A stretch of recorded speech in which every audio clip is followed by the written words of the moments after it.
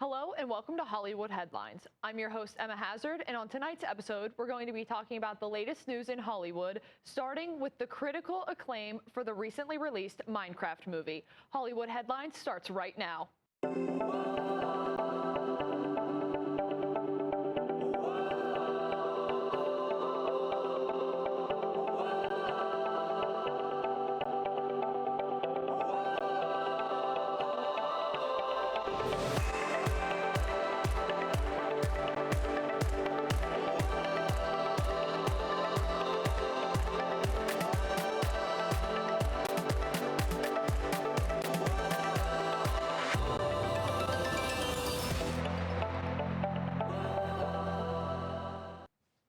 Before we begin the show, I would like to take a moment to thank Max Vignew for being today's guest.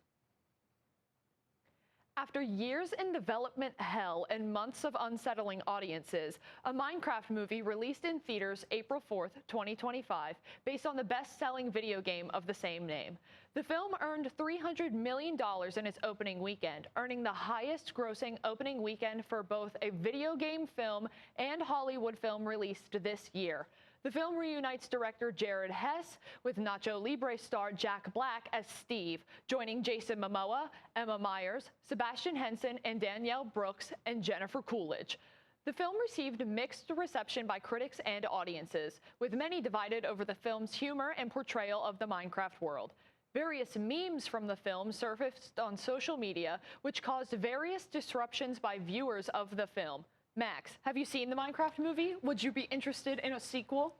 Dude, I gotta say, peak experience, better than Oppenheimer. I'm just kidding. I'm kidding. That's tea. I thought it was a pretty funny film for what it was. I don't think you're supposed to take this film super seriously. Oh, absolutely not. Like, I feel like it's just like one of those films that you kind of watch because it's like, you know this is gonna be bad, but you watch it anyways and you still have a great time with it. You just kind of turn your brain off. Like, the entire time that I was in the theater watching this film, I was just like, I'm gonna quote everything from the trailers. And like every single time, like whether it was Chicken Jockey, Flint and Steel, The Nether, or Coming in Hot, like everybody just like kind of like shouted or like clapped every single time. In my theater, they applauded every time something from like the memes was said, which like I saw it opening night and I was also in the very front row. Like I was on the edge of the very front row. And so I was watching the whole thing like this, and like the whole place like lit up. Like during Chicken Jockey, like everybody made sure to get really quiet, and then everybody was just like, they said the line and the whole place went nuts. And like, I'm such a bad, like I've said it before, I think I'm such a bad judge of like what media is good and what is bad. I just watch it and I go, I liked that movie, and then like move on. But like, I think the experience of watching this movie and the fact that it was so stupid that like I didn't really have to think that hard watching it was what for me made it good. No, I love that movie, and also like Jason Momoa's chemistry with Jack Black is unironically goated in this movie. It was like, fantastic. Like, you know that it was totally not written that way. Oh yeah, no, 100%. Like, I feel like, I don't know, the man sandwich duo, like they're just like so funny, like naturally together, and just like the way their chemistry worked and how honestly they probably weren't taking this super seriously, which I'm fine with because it was just like, it's supposed to be a funny movie. Nobody's gonna take it seriously, and I think because of the chemistry, like that would be one of the reasons why if there was a sequel, I'd want to see it just to get more of that chemistry. Oh yeah, 100%. And also, like, spoiler to anybody who hasn't seen it, the end credits scene, did you see it? Yeah, isn't the one with The highly anticipated war film Warfare is set to premiere nationwide tomorrow, April 11th. Co-directed by former Navy SEAL Ray Mendoza and filmmaker Alex Garland, Warfare offers an unflinching portrayal of a 2006 Navy SEAL mission in Iraq. The film is based on Mendoza's first-hand experiences during the Iraq War, aiming to authentically depict the harrowing realities faced by soldiers. To achieve this level of realism, the ensemble cast, featuring DeFaro Wunatai as Mendoza, along with Will Poulter, Joseph Quinn, and Charles Melton, underwent a rigorous 3-week Navy SEAL-style boot camp. This intensive training focused on physical endurance, weapon handling, and teamwork, fostering a deep camaraderie among the actors. Max, do you think this depiction to realism will enhance the experience or hinder it? Will you be watching this movie? Honestly, I am really interested in it. I'm not gonna lie, I'm kind of a sucker for war films in general. I'm not like Hacksaw Ridge is probably one of my favorite movies of all time.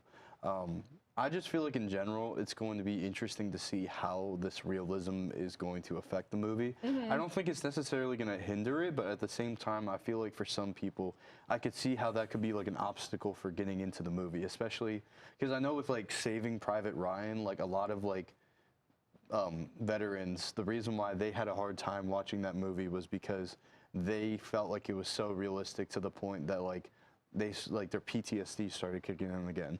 I don't know if that's necessarily going to be the case for this movie, but I definitely feel like the realistic take is probably going to enhance the experience more so than anything.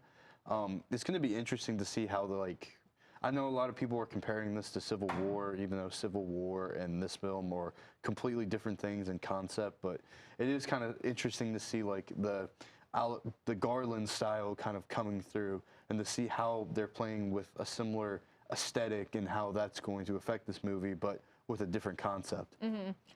I think the fact that they made the like actual actors go through a training is super cool because like I love to hear stories from like the point of view of people who've lived them. Yeah. And so I think like that level of like really like putting yourself into it. I don't know if you would consider that like method acting or not. I feel like it would be method acting in a way. I think that that's like super respectable, first off. Like that is insane. But then also I wonder like, because I know we're both in 401 where all we do is watch movies. And we talked about that one horror movie that takes place during a war in, is it also Iraq? I think it's the Iraq, Iraq-Iran war. Yes. Yeah. And that was a horror movie. And so I wonder if like it would reach a level of realism where people would almost try to like label it like a horror movie. I'm not, granted, this is coming from a place of like total ignorance on my part. I think the last war movie I watched was Dunkirk because Harry Styles was in it. And it was probably also the only war movie I've ever watched. Yeah. But I can't imagine that like having these actors go through this actual like Navy SEAL style training and then shoot the movie while it's being overlooked by the guy who lived through that experience. I can't imagine it would hinder that, like, watching it at all, because, like, I think that would be awesome. Oh, yeah, 100%. I feel like it adds a lot to the authenticity of the movie. I feel like it kind of builds up the credibility for it. I think the reason why it would hinder it, not so much like the quality of the film itself will be hindered by the realism. I think it's more so it would be harder for certain audiences and demographics to get into it because of how realistic the film is. Not so much that the film itself isn't realistic or that it isn't genuine in what it's in the story it's trying to portray. When we come back from the break, we'll be talking about the season 3 finale of White Lotus. Hollywood Headlines will be right back. Mike White's Thailand chapter of his anthology series closed off a lot of resolutions and a couple of dramatic deaths. The White Lotus's 3rd season finale premiered in early April and was filled with jaw-dropping dialogue, magnificent actors, and the signature overarching murder mystery that bookends all the seasons. The creator of the show, Mike White, is known for using his show to make social commentary on elitism and desire and the dangers that come with them. The 1st season, set in Hawaii, focused on money, and the 2nd season took place in Italy and was based around sex. Because the setting of the 3rd season was in Southeast Asia, White decided to focus on religion.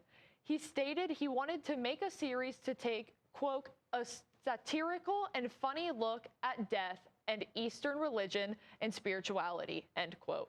The season received record viewership, with the finale being the most viewed episode in the series, with 6.2 million people tuning in to watch the show. HBO and White have already teased a season 4 announcement. Max, have you seen The White Lotus? Unfortunately, I have not seen the show yet. It is on my to-watch list because it sounds very interesting, and it seems like one of those shows that would be very, like, cool to watch, just like in terms of like the content and what the show is trying to talk about and everything. Have you seen White Lotus? Or I haven't either because I don't have HBO Max, but Yeah. every person that I know that has seen this show has said it's fantastic. Like, Yeah. I know Bree really likes this show. I have a professor who, like, every class we walk in and he's like, all right, show of hands, who's watched White Lotus? Like, apparently this show is, like, amazing. And I really like the idea of every season, like, picking, like, a topic to focus on, especially when you are, like, as a director trying to make points about things that are, like, going on. So I think, like, the whole idea of, like, focusing on religion, especially, like, as you go through different, like, physical places, like, I think that's a super interesting idea. Oh, yeah. I feel like it's one of those shows where it's like, especially since every single season has a different theme. Like they said, the first season was about, I can't remember.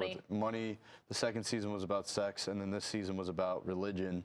I think it's kind of interesting because it's like, it's almost like covering different, I don't want to say vices, but somewhat like sort of like vices or whatever. Like it's covering like different aspects of things that like kind of, I'm not calling religion a vice, by the way. I'm just saying that like it's, some people use it for a justification for things, like to act like a crappy human being. And I think it's interesting being able to poke fun at that and actually being able to criticize it.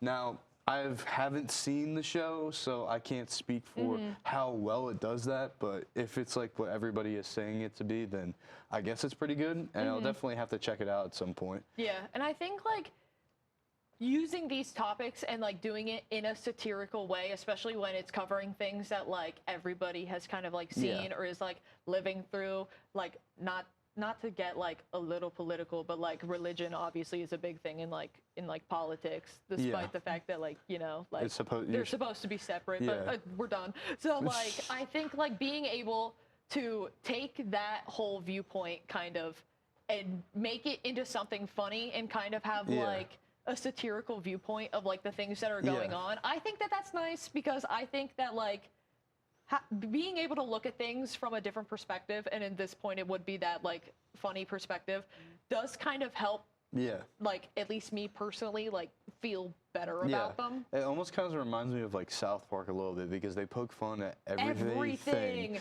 Like like it's like one of those things where it's like you're able to speak about like modern things and different subjects, but in a satirical lens where you're able to talk about serious topics, but like, you know, still be able to have fun with it. An incident occurred between LAPD and the wife of Weezer bassist Scott Schreiner on Tuesday. LAPD officers were investigating in the Eagle Rock neighborhood after a hit and run occurred on the 134th freeway when they spotted a woman with a handgun in the yard of a resident. The woman was later identified as best-selling author Jillian Schreiner. The incident occurred after officers asked Schreiner to drop the gun and eventually pointed it at an officer, prompting him to open fire. She was then struck by the gunfire and fled the residence. Schreiner left the home an hour later and was taken into custody on suspicion of attempted murder. Max, what are your thoughts on this incident? First of all, holy crap, dude. This is like one heck of a story. Second of all, it's just insane to me how like, it's like how everything kind of like wrapped up together in the story and the irony of everything. It's just like, I'm still trying to process that this like actually happened, especially it's weird to think about too, because it's like when you look at like the title of the story, it's like basically like, so it's like the wife of the bassist of Weezer. It's like, oh yeah, like the friend of a friend of a friend I know. Yeah, why did they not just call her best-selling author?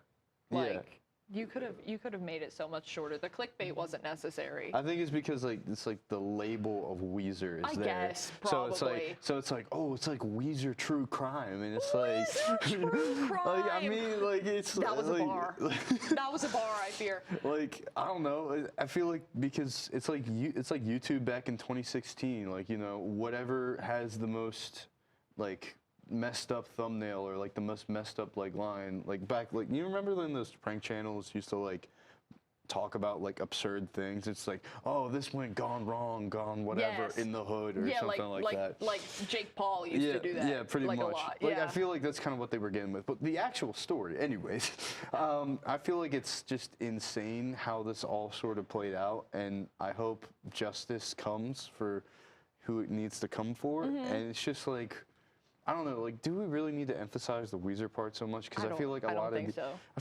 of these outlets are just trying to like, you know, like clickbait people like, oh, it has something to do with Weezer, even though, I mean, it still technically does, but like it's not, Weezer isn't the main focus here.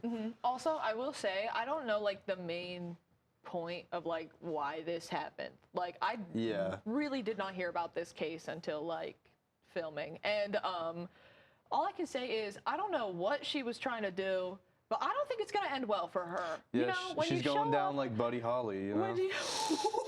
that was a oh my god. But like when you show up to somebody's house with a firearm. Oh yeah. And the police show up and they're like, hey, don't do that, and you then use that firearm against the police, that never ends well for anybody. Yeah, really so not. she can kiss those books goodbye by the sounds of it.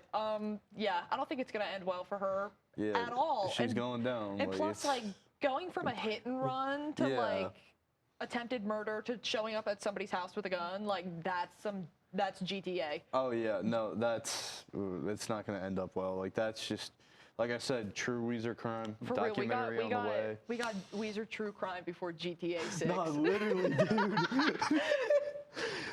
When we come back from the break, we will be playing a game called Which One Doesn't Belong? Hollywood Headlines will be right back. Welcome back to Hollywood Headlines. It's time to play a game called Which One Doesn't Belong?